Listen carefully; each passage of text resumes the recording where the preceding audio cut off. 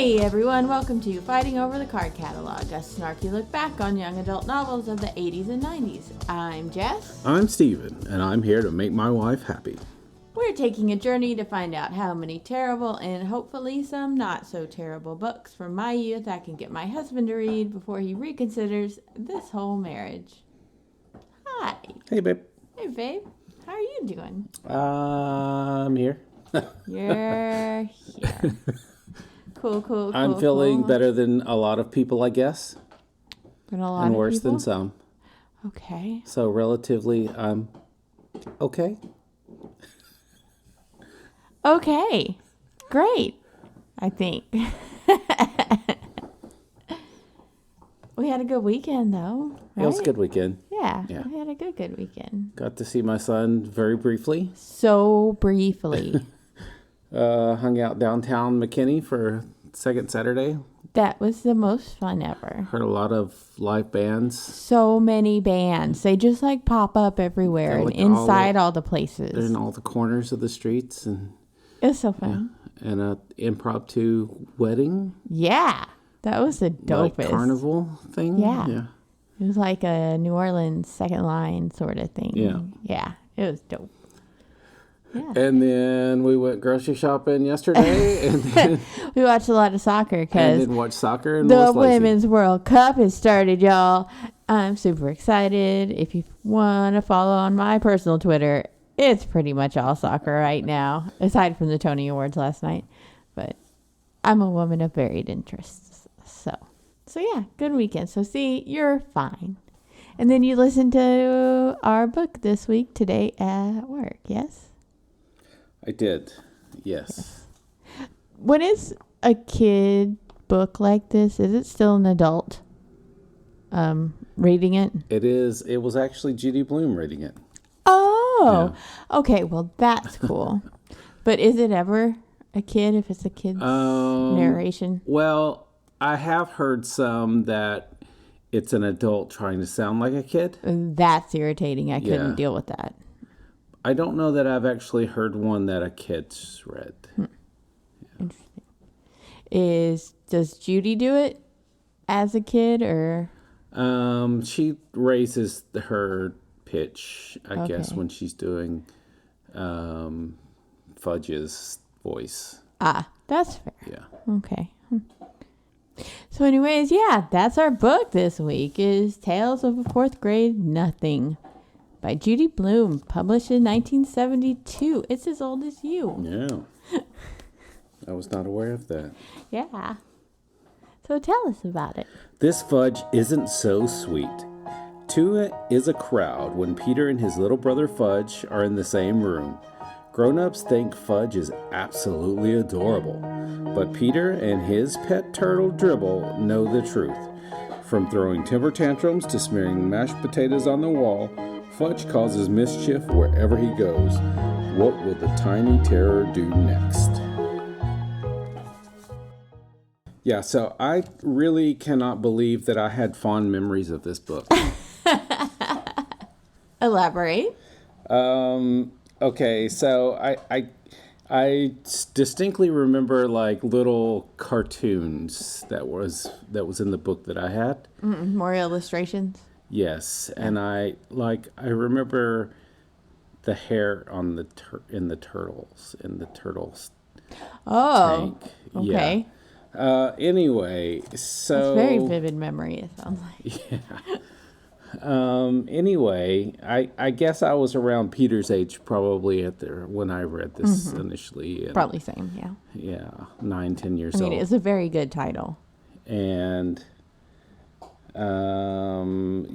I guess because I never had to actually deal with a younger brother, it was kind of fascinating probably, and yes, more funny to me than it is as an adult thinking about a kid acting the way that Fudge did. Yeah.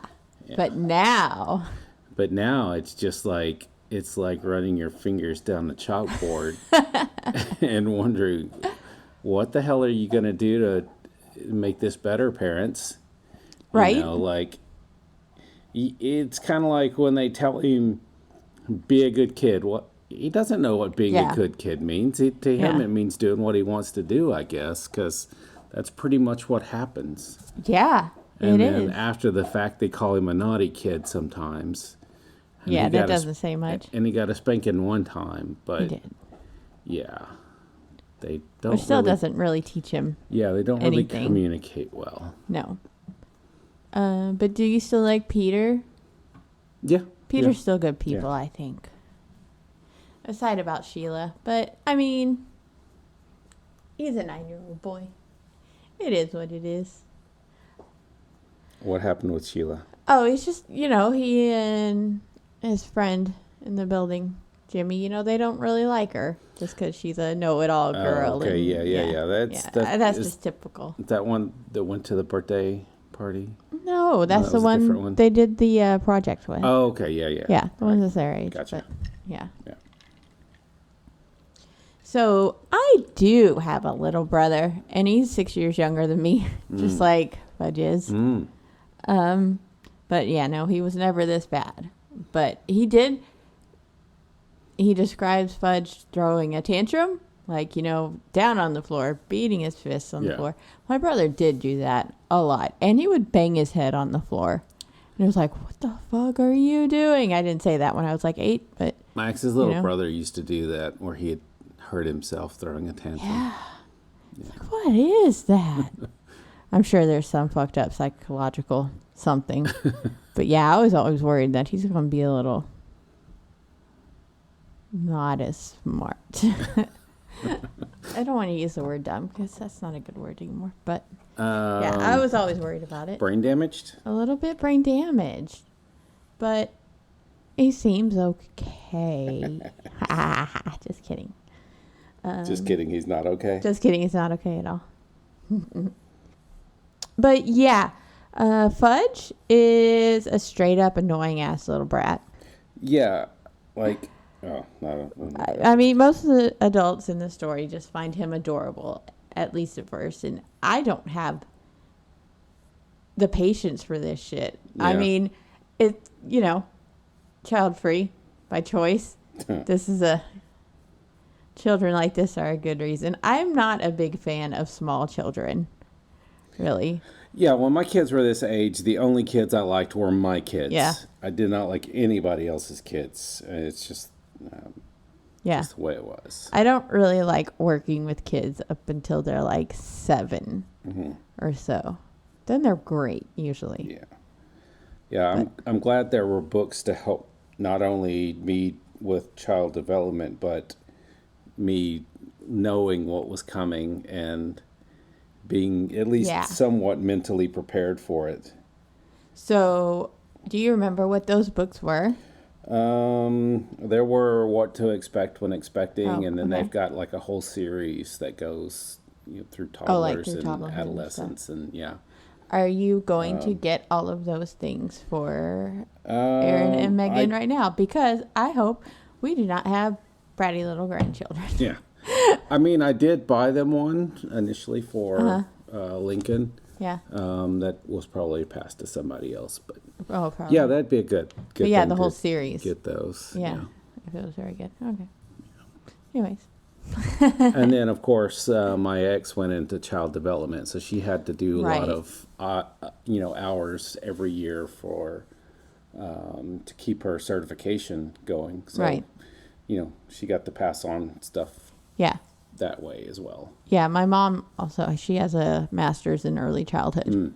But it didn't stop my brother from banging his head on the floor, so I don't know. But I turned out great, so.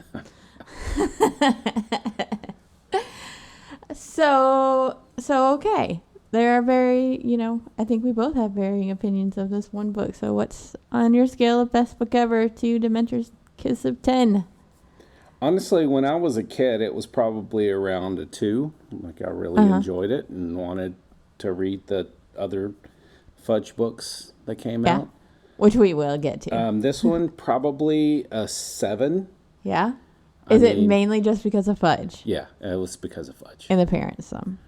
Yeah, and the parents some as well. Yeah. But. Yeah, I always liked the, it's Judy Blume younger kid stories. So yeah, obviously there's probably 3 or so. But I did have a younger brother, so it wasn't as novel. Right. But able to relate, I guess. Yeah. And Peter's cool, so And yeah, I it was like probably the idea about 3 back then. But yeah, I like the idea of turtles, having turtles. turtles are dope. Yeah, we would always find turtles and keep them for a while. Sure. Yeah. Yeah. Not as small as Dribble. I would love to have a turtle that small now. They're so fucking adorable. We had a couple of turtles that size. I have no idea what happened to those turtles. Well, they're probably dead. We had Although I don't know, how long do those teeny tiny ones I live? have no idea. I don't either. They might still be out there. That's nice. But yeah, now, yeah, probably about a 7 too. So there was yeah. Speaking of turtles, Okay. It's going to be a lot of turtle talk here today. Sylvester Stallone had 2 turtles in the original Rocky, and he kept them, and he still has them today. That's delightful. Yeah, and they're however old now. Like, it's probably. I bet they're very old. Oh, I'm gonna look them up. Let me make a note. Excuse me. I love it when people do that. And I saw a picture the other day of a. It was taken in Texas of an adolescent snapping turtle, which was that's a whole different. Yeah, which was probably like a good foot in diameter or foot long. Jesus. And then it had like a 50-something-year-old that it was sitting on top of, and it was just ginormous. It looked like it probably weighed a good 200, 250 pounds. I mean, it was... Was that one a snapping Yeah, too? it was a snapping Oh turtle. my God, Yeah. no thank you. With the big giant head. Yeah, a head as big as a person's head. Fuck, y'all. If you've never seen a snapping turtle, it's horrifying. Yeah, I've never little gotten ones. bit. Have you ever gotten bit by one? I don't think I personally have, but I think I was with somebody when they were messing with one and got bit, and it cut. I remember blood, but I don't remember. It was so traumatic. You can only remember or blood. hand or arm or what it was. Yikes! But they were messing with him, with the turtle. Yeah. All well, right. we were young boys, Yeah. and So you're like it was poking at probably somebody holding the turtle and putting it up next to somebody else. Oh. And letting it chomp on them. Yikes. Yeah. Boys. But I've also seen little pictures of like little baby snapping turtles. Yeah. Where they would latch on and just be hanging from somebody. Yeah. Do you think that hurts very much? Or Oh, is I it bet just it like does. a little... Yeah. If they're real tiny? Yeah, but it still does. Like, pinches really bad, I'm sure. Yeah. I understand this book is all about Peter and his little brother, but, like, there wasn't enough of just Peter to justify calling it Tales of Fourth Grade Nothing. Yeah. Why was he a nothing?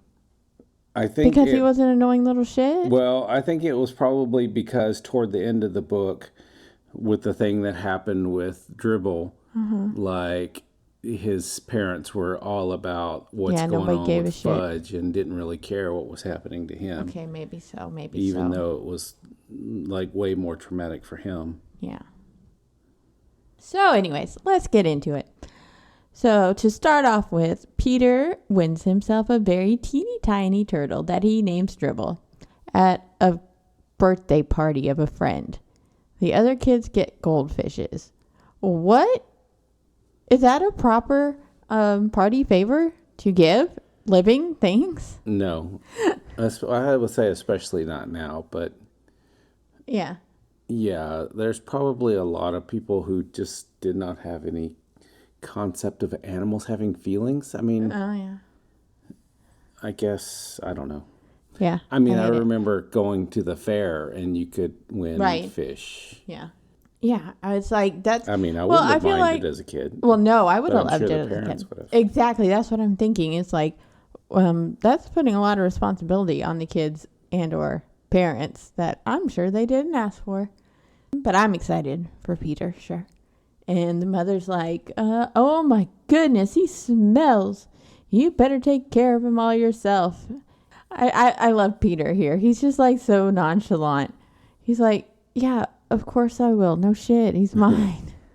And he is strictly hands off to the little shithead Fudge, or he's supposed to be. He also gives us his address in the first chapter. It's 25 West 68th Street in New York. And I looked it up. It's real. Oh, yeah. It looks like a lovely apartment building. Yeah. So their dad is an advertising executive. And like, I've only ever watched a couple of episodes of Mad Men. I couldn't get into it. But I'm going to assume it's close to this. So he's not a smart man, Mr. Fudge. Because he chooses to have one of his biggest clients and his wife stay at their apartment instead of a hotel because it will be more comfortable. Mama Fudge says she thinks that's just about the silliest thing she's ever heard, and she is not wrong. Because this isn't going to go well, obviously. So the wife of the client thinks Fudge is just adorable at first and gives him a train. And then she's like, "Oh, what's your name? Oh, okay. I've got a present for you too, for Peter." And she gives him like this little picture dictionary. Yeah. That he was like, "Yeah, I would have liked this when I was 4, when I had one. Thanks." And then he's like, "It's still in Fudge's bookshelf." And then Fudge brings it out later. This bitch gets all offended because he already had one when he was being very polite. "Thank you, Peter. You're wonderful." Anyway, when Fudge he's supposed to be in bed while they're all eating dinner. And Fudge brings out Dribble, who, remember, he is not supposed to touch, and freaks the wife out. They had never had any kids, and it sounds like it's a good thing, because then he comes out in a gorilla mask and freaks her out even more. So, yeah, they leave, and his dad loses the account. And he says that's okay, because it wasn't selling very well anyway. That's true. That's your whole job, is to make it sell. Yeah, right. But, yeah, it was a Juicy-O, and it was like just a whole big mix of like pineapple and orange juice and all these banana and grapefruit juice. And yeah. And he brought a whole bunch home and made the family drink them all. And Peter's like, dope, actually, when he loses the account. Because they don't have to drink them anymore. So Fudge goes through this ridiculous phase where he won't eat. And then he'll only eat on the floor like a dog. Yeah, his mom kind of bothers me in this. It's like, he's going to eat when he wants to eat. Yeah, I call shenanigans on this because he was not eating, basically, it seemed like, because he wanted Peter to stand on his head while he ate. Right. And his mom kept trying to get Peter to do it. And I'm like, come on now. Seriously, a kid's going to eat when he's hungry. Right. He's not going to starve. But it said that he went on 3 days of not eating. That is a hard-headed ass kid. I mean, I really call shenanigans that wouldn't happen in real life, where a kid wouldn't eat because his brother didn't stand on his head while you were eating. But did you ever do that? Did you ever go on a hunger strike or refuse to eat something? I mean, yeah, but I was a fat kid, so that so would you last, were fine? So that would last 10 hours. Oh, okay. Why would you? Just because you're mad? Most likely mad at I'm not going to parents. eat. I'm going to... Yeah. I'm going to waste away to nothing. Yeah. You guys don't love me. I'm not even going to eat. The only time I remember doing that was because of what it was. When we were living on the lake, and I had all sorts of little duck friends, and then these horrible people tried to feed me duck. Oh. And I was just like, no. Why would they tell a kid that they're feeding them ducks? I don't know. But yeah, they made me sit there all night, all evening, not like overnight, but And I Were was they a trying pretty to prove stubborn little something? kid, too. Were they trying to prove something to their friend? Like, we'll make her eat it. No, I don't. I mean, nobody else was involved. I think it was just you're going to listen to us sort of deal. But no, I never ate it. And I mean, sitting at our dining room table, you could see out onto the lake where all my little friends live. Yeah. I mean, that's fucked up. Not a fan. But that's the only time I remember purposely not doing it, eating. But finally, one night he says that he'll eat cereal. And they're like, great. So they get him some cereal, and then he refuses to eat it. And so his father finally fucking has enough. And he says, you'll eat it or you'll wear it. And Peter's like, this is dope. This is way more fun than I thought. Cool. But he still won't eat. So Papa Fudge takes him into the bathroom and pours the cereal all over him. I think it's awesome. And it gets him to eat like a normal human being. So great job, Papa Fudge. Well, there are consequences later in the book, though. True, but it's pretty amusing. And he's eating. It's great. Okay, here's where we get Sheila. So, Peter has one friend from his class that lives on his block. Building? Maybe Jimmy Fargo's just on the block. Anyways, that's his friend. Jimmy Fargo, what a badass sounding name. And then there's Sheila, who lives in his building, but he hates because she touches him and yells about cooties and stuff, and it's all very fourth grade, and it's fine. But Sheila is awesome, by the way, and we'll get to her book soon enough. But Peter and Jimmy get all pissed at Sheila one day because she's on their rocks in the park. Motherfuckers, nobody owns these rocks in Central fucking Park. Calm down. I mean, she probably is there just to annoy them, but still, calm your tits. And then Fudge randomly comes running up. Like this is some small town itty bitty park or something. Yeah. But Mama Fudge is trailing behind him. And Sheila gets all excited and asks if she can watch him. And since Mama Fudge forgot to turn the oven on, she's like, okay, as long as Peter and Jimmy help her. And so they go to the playground and they start being 9-year-olds and not paying attention. And Fudge gets up really high and thinks he's a bird and jumps. Because of course he does. And there's blood everywhere because he's knocked out his 2 front teeth and apparently swallowed them. I want to say this kid is really good at swallowing things, but it sounds dirty, and he's 3. So I'm sorry. Anyway, so, I mean, he's just almost 3, yeah. So they're not going to grow in for a few years. And their mom gets really pissed off at Peter. But fortunately, she does realize later that it was just an accident. And I'll give her some mad props here for apologizing sincerely to Peter. I really appreciated that. A lot of parents in books would not do that. A lot of parents in real life wouldn't do that. So good for her on that one. So Fudge turns 3 and they have a party for him, which of course ends up being a fucking disaster. And this is another example of kids getting all dressed up for a party.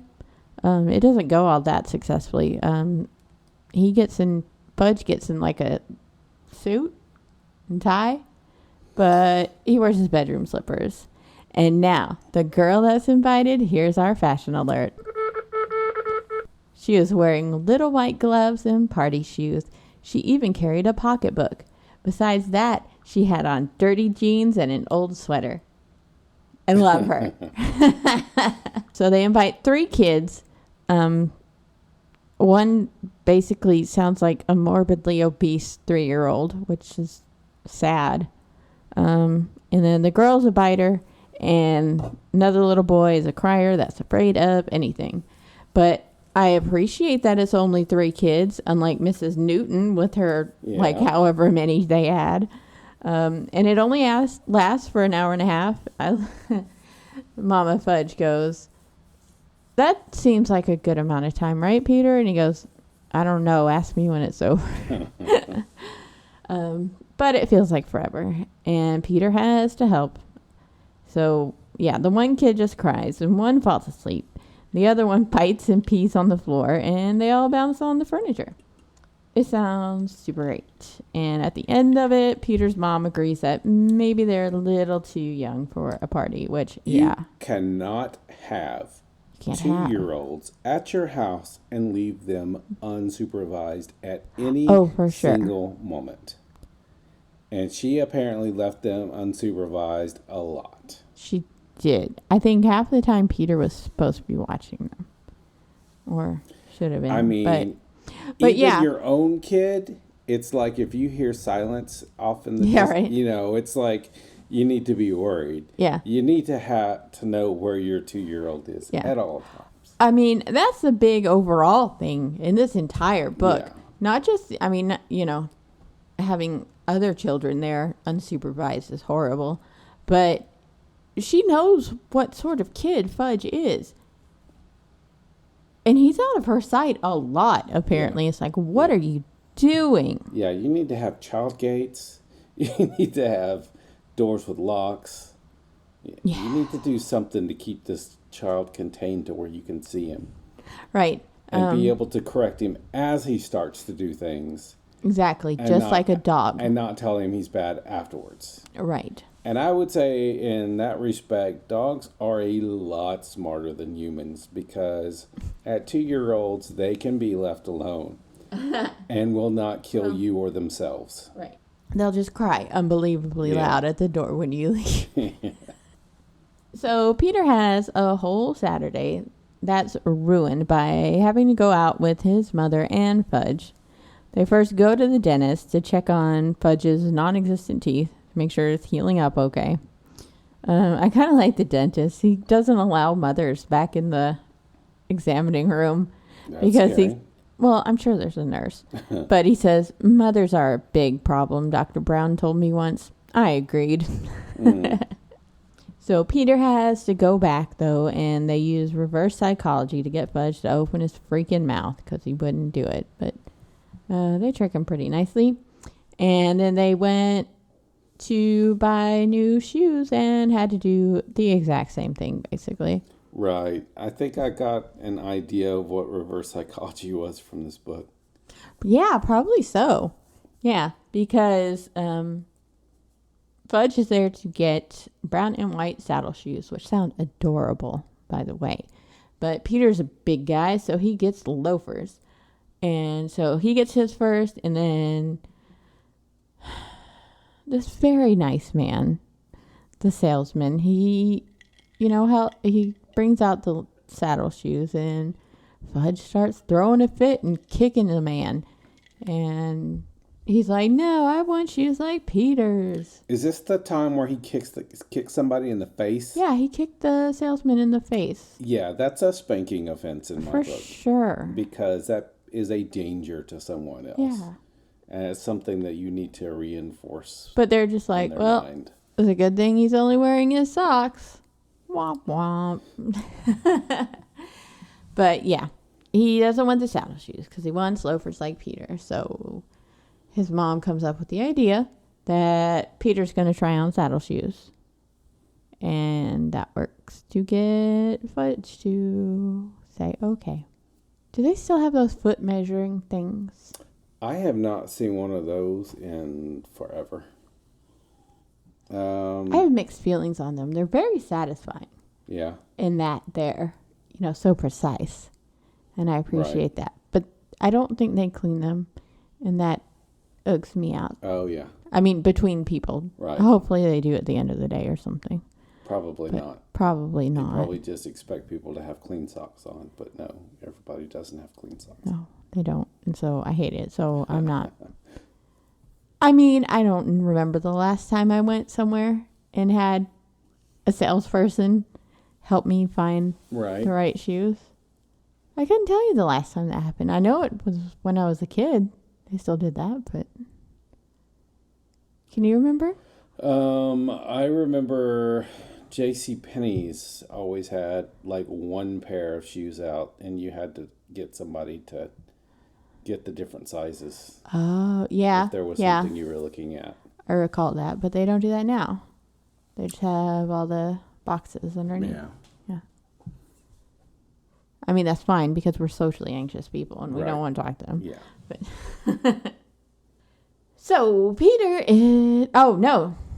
There's more to this day because they go to lunch where Fudge smears mashed potatoes all over the wall and dumps peas over his head. Peter thinks his mom should have slugged him and vows to never spend a day with him again. Because he pours it over his head because he doesn't want to eat them. And his dad said, if you don't eat it, then you wear it. Eat it or wear it. Which, I mean, okay. Yeah, I mean, that is on Papa Fudge there. Yeah. But the smearing the potatoes all over the wall, what the fuck is that? Why would you allow this to happen? Oh, my God. Again, was she just not watching him? That's what it sounded like. It wasn't like... It sounds like that period of time when kids, you had kids, but other people raised them. Like you would have a nanny or something doing stuff. But she didn't. But like she doesn't have a nanny, so she's still acting like she does. That kind of makes sense, yeah. Yeah, because, look, I understand that 3-year-olds are going to do stuff like that. I mean, not all, but some 3-year-olds will, smear the potatoes on the wall. But for the mom not to really have a reaction to it? Yeah. What? I'm disappointed in her. Yeah. As a mother. That's me and my child-free judgy ass. Well, I mean, they're not going to get better if you don't tell them why something's wrong. Right. You can even explain it to them by just making them clean it up. Yeah. And telling them if you didn't clean it up, somebody else here would have to clean it up. Yeah. And why should they have to clean up your mess? Just that's as simple as that. So Peter's assigned a group project with Sheila and Jimmy. They meet at Peter's apartment in his room because he's the only one to have a room to himself, even though Fudge is around. Jimmy and Peter mainly work very hard on a poster while Sheila does all the work on the booklet, which I guess they mean report. It's about transportation, and Peter's all like, look, I've come to the solution for our traffic problems in New York City. Monorail. And he got mad. He got so mad that they did not agree with them, and he's pretty much like, fine. Well, I'll just be stuck in traffic forever with all this pollution, and it's all your fault because you're not letting me. You're not listening to my solution. And he was mad at the mayor for not having done it already. Yes, I appreciate that sort of just like self-righteous pissed off because he's probably right. Well, I mean, it's like kids today. They see the world. Right. And they're like, why the fuck haven't you guys done anything about it? Right. Peter is basically Greta Thunberg. Yeah. He could have been, though, if he hadn't been stifled. One day, Peter comes home to find that Fudge has destroyed their poster. And Peter's fucking pissed with good reason. And his mom at least feels bad, and Fudge does get in trouble. But I don't think it's enough. But, so they make a new one, and it's probably better. And they do very well on their report. But fucking finally, this leads to his parents letting him have a chain latch on his door. Yeah. About fucking time, Fudge parents. So Mama Fudge goes to visit her sister who just had a baby for a weekend. And so Papa Fudge has to bring the boys in to work with him at the Madman office. They're doing this commercial for this little toddler bike, and his client sees Fudge, and he's like, oh, he's just perfect. Boy, you know he's not. So they have to use him. He like threatens. He's like, we're using this little boy, or I'm taking my business elsewhere. So they have to use him. And it makes me wonder if, like, maybe there were a bunch of minority kids in there, and he was the only white kid. Whoa. And he was like, no, these are not gonna do. You might be right.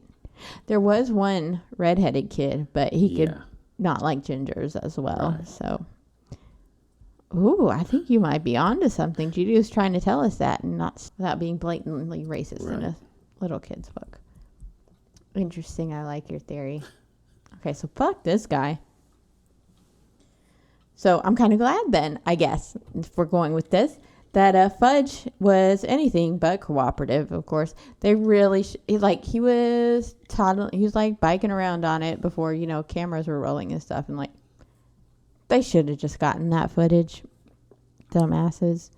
But they didn't. So guess what? Poor Peter has to go and use reverse psychology on him again. But they don't tell Mama Fudge about it. They just let her see the commercial on TV, which is pretty funny. Yeah. I like that. But, I mean, I don't know. There were probably a lot less commercials since there were a lot less channels. I'd worry about her never seeing it. But yeah, back in 72, I'm sure that was totally different. Well, at the same time, there's a lot fewer choices of TV stations. So yeah, that's what I meant. Yeah. The chances that it'll be on the one that you're watching would be higher, I guess. Because there were probably 3, 4?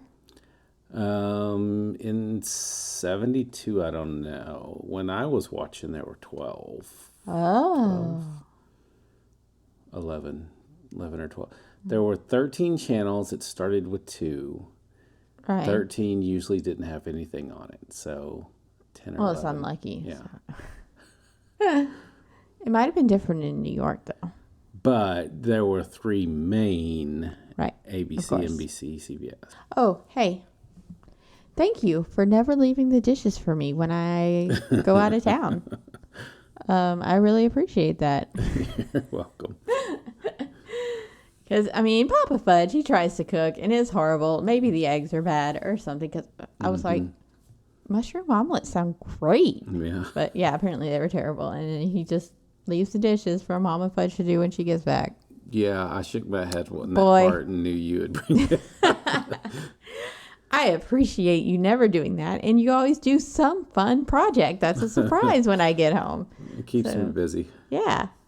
So I can't wait till the end of the summer when I go to New York. It's like, oh, what's going to happen while I'm gone? Have you started planning yet? No. Oh, you should. I have 10 projects in the back of my head at all times anyway. True. But what would delight me the most as a surprise? Not putting the trailer hitch on the hitch on the trailer hitch car. Getting put on the car. It's not exciting for me. Please. Hopefully you'll do that before the end of August. But yeah. Oh, we can't take your wheelchair if I do that. True. To some places. True. Anyway.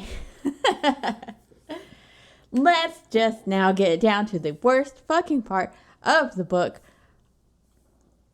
That little fucker Fudge eats Dribble. Straight up. Well, he doesn't chew on him. They're like, he's like, that would be dumb. No. I swallowed him. I gulped him, is what he says. You little okay. I understand he's a small turtle, but I'm thinking he's like that big. Very good. Yeah, audio medium. But that's like what, 3 inches? Probably 2 inches, maybe. That's big to go down. Yeah. I don't think you're meant to think about it too hard. Oh, well, I'm very logical, and I think things like that. I can't help it. I always have. Like the picture on the front of this book. Hurt. Of course, his mouth does go from one side of his head all the way to the other. You're not wrong on that. Yeah. Okay. But in the book I read, it was, a little tiny one. It was probably... Yeah, but it's still a few inches. Well... With the shell? I guess the one they showed was probably like 1.5 inches in diameter. That still seems quite big for a 3-year-old. Still very big. When you can choke on a hot dog. Exactly. Yeah. You have to cut up grapes for children that young, right? Yeah. But anyways, yes, he eats the damn turtle. And Peter is so upset and nobody gives a shit. What about okay, so he ends up going to the hospital. Right. In an ambulance. That was my bother.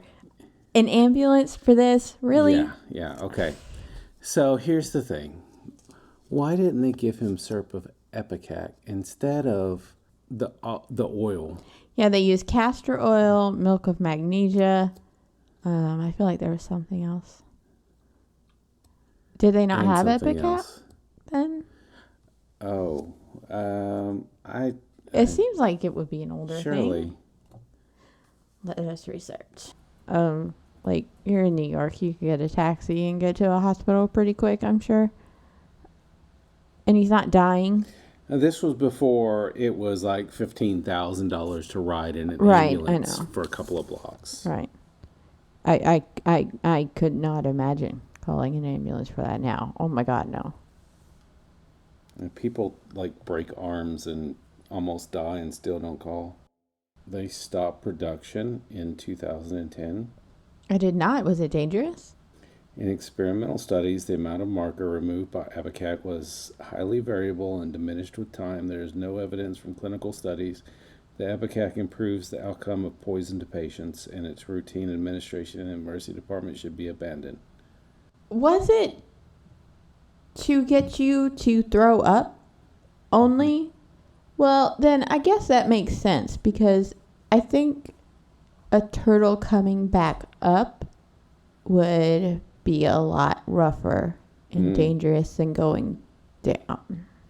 Ipecac was used in cough mixtures as an expectorant or an emetic from the 18th until the early 20th century. Ipecac and opium were used to produce Dover's powder, which was used in syrup form. In 1965, the FDA approved the sale of up to 1 ounce of Ipecac without prescription. Hi, welcome to Sawbones. I'm Sydney McElroy. We're going to talk about giving children opium. Yes, it was approved for sale in 1965 over the counter. Okay, so it would have been. But I think my reasoning is pretty good. Wouldn't it be just as bad going through the bowels? Maybe not. I don't know. Anyway, poor Dribble. I mean, I don't know. When you see things on like, on TV where like, oh, somebody swallows a ring or something, they always wait for it to pass rather than trying to get it back up. Yeah, but that's not like, it doesn't seem like something that's could be harmful either way. And the ring would just be like, okay, this is just, if it's already been partially digested, it goes to the intestine, it's not going to throw up anyway. Yeah, that's true. So, yeah, they let it pass. Yeah. Or whatever. Yeah. Or they just don't want to throw up. But digging through poop's pretty bad, too. But poor Dribble. Slowly dying of gastro acid. Poor Dribble inside this, and he knew who he was in. He's like, this fucker that's been torturing me my entire time here. It's traumatic. Yeah. And so, they gave him all this stuff, the castor oil and milk of magnesia and whatever else. But it takes like 2 or 3 days for Dribble to pass through. And like during this time, Peter, he's a mixed mind. He's like, he's very upset that he did that, but at the same time, he kind of worried about. Yeah, he is worried about his little brother. To be in the hospital, and then they call, and it's his grandmother that picks up. Yeah, she comes to stay with him overnight. Yeah. And they tell her that it's passed, and she celebrates. Yeah. And of course, which is good, of course, for Fudge. Peter asks, well, what about Dribble? Is he dead or alive? Yeah. And she gets pissed off. Bitch. I hate this woman. And she sounded okay before, but no, I'm sorry. Come on. This is a 9-year-old who just lost his pet. Yeah. I mean, I'm very upset. The look on your face right now. I can tell. I'm sorry. I know it doesn't play over audio, but it's a face, I'm sure. I'm just frustrated with this woman, and I hate her. Thank you. But I guess there's good news. Hold on. Well, before that, they come home with Fudge, And they have like all these presents and stuff. Yeah, it's a disgusting amount of attention and presents. Like you don't think that's gonna make him swallow other things, right? Yeah. Hey, this is what happens when I swallow things. I get presents. Yeah, if I do something dangerous that lands me in the hospital, I'll come home and everything's great. I get to go to the doctor, and it's exciting for a little while, and everybody waits on me, and I get to have Jell-O, and yeah, hell yeah, let's all go swallow turtles. Just kidding. R.I.P. Dribble. But okay, the Fudges kind of redeemed themselves. They did remember Peter after all, and they have a big box and say, "This is for you." He sticks his hand in, and it's something furry. It's a dog. They make it very clear it's Peter's dog and not Fudge's, and that he is too big for Fudge to swallow. Now, would you be upset that your parents didn't let you go and pick out your own dog? Would you be upset maybe when I was if you lived 9 in an apartment building and had to walk it up and went from having a turtle that you just had to clean out their bowl every week, which Peter was very responsible about, by the way. It was very good. Having a dog where you actually had to go down and take it out for walks multiple times a day? I mean, I think, he's lived in New York his entire life, so I think, that's just the way of life there,